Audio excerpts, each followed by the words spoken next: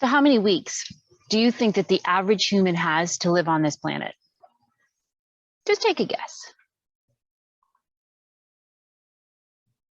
Now, when I asked my husband that, he guessed around 300,000.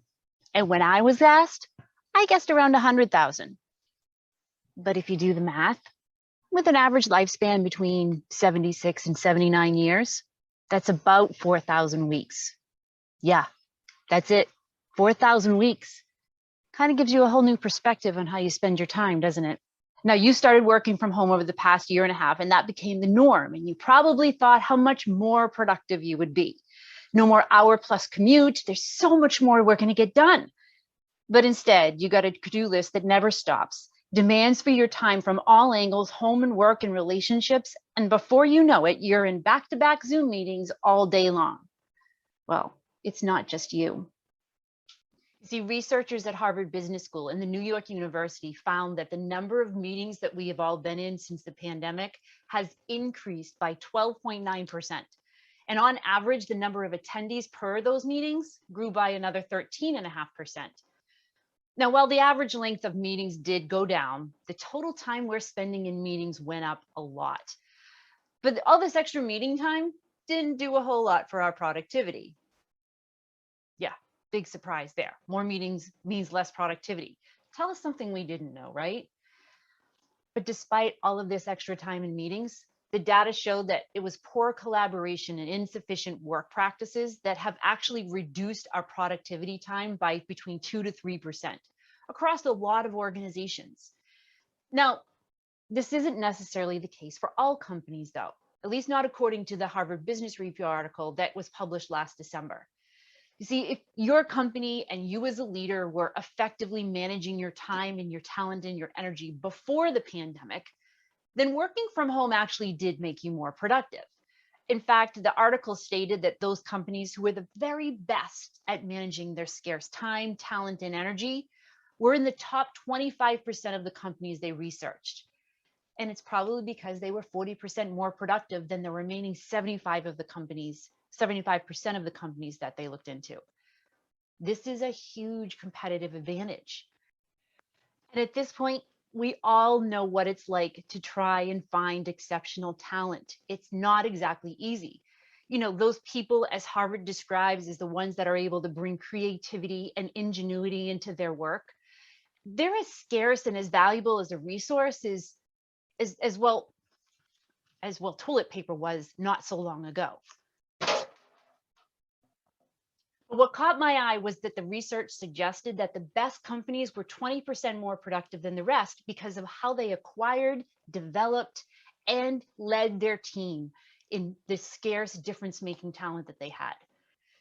Now, the Harvard Business Review article also stated that those who were losing productivity was because of bad collaboration practices, wasteful ways of working, hello, endless meetings, and an overall decline in employee engagement.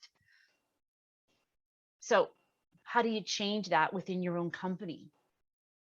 When you think of being more productive as just yet another behavioral change that you need to make, it means that if you are in business or if you're a sales leader, it starts with you. And if you're a seller or a business owner, it starts with you. Because the only thing that we can truly manage is ourselves. Now, you could go and search on Google through the 363 million different results on how to increase your own personal productivity. You could read all of the 10 ways to improve yourself, the 10 easiest things to do, and the extra life hacks that need to happen in order for you to become more productive. But who has time for that? Now, there is a strategy that I teach to clients that's built on a personal goal alignment and time prioritization. No, not time management, because you can't really manage time, but you can make sure that your most important work gets done first. So check out the links in the description below for a little bit more on that how-to and how to get stuff done. And I'm sorry, but your most important work is not going to be found in your inbox or the time block on your calendar or the never-ending to-do list that we described earlier. It's not how you manage your limited time, energy, or expand your talent. No.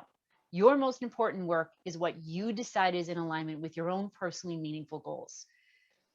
Now, there's three things that you can do now, though, to align your goals and be more productive. The first thing is simple. It's simply to reflect on what your values are and envision the future that you want for yourself and your family. You start to cultivate your desire for success by uncovering what your purpose is. Now, a sense of purpose is that greatest motivator that we can have for ourselves. Then the thing you need to do is you need to write that down and share it with others. This forms what we call commitments to your goals that you're willing to be held accountable to. One of the books that I recently read was How to Change by Wharton professor Katie Milkman. And in it, she shared that when we out ourselves to others, that we've created what she calls soft commitments to ourselves and to others and to our goals. And when we don't follow through on those things that we've shared with others, we're actually creating what she calls a cognitive dissonance within ourselves, or that feeling of being at odds with yourself. It's what happens when we don't do what we said we would. Now, the last tip for you to prioritize your time is to develop what Milkman calls a cue-based plan that enables you to know what to do, when to do it, and with whom you need to do it with or need help from. This is where you can start to prioritize your time to align with your personal goals. This is your plan on how to work and get stuff done. Check out the blog link below in the description for more on that framework. I have to share with you, though, first a couple of disclaimers. First, know that productivity is a process to get you started in understanding what works for you. The mistake that I see a lot of people make, and I've made myself, is that we try to adopt someone else's process, and it doesn't necessarily take into account our own tendencies, our own strengths, our own areas of weakness that we want to improve on. So don't get frustrated when you don't do it exactly like I do or someone else does. You're unique, so your plan for productivity is as well. It's going to always be a work in progress, which is also why I am so excited for my next guest on What Sales Can Learn From. Don Corey is going to be joining me, and he's going to talk about some of his secrets that he's learned about productivity in his upcoming book, When to Say Yes, which comes out on the 14th of September, which is the same day that we're going to be live. I am so excited for this because he has a 5-step process for knowing not just when to say no, which we've probably all heard of, but when to say yes to the opportunities that are going to get us to our goals. And it's something I can't wait to read about in his book. But you don't necessarily have to wait to read the whole book, because you're going to get a sneak peek into his science-based and proven strategies when we talk live.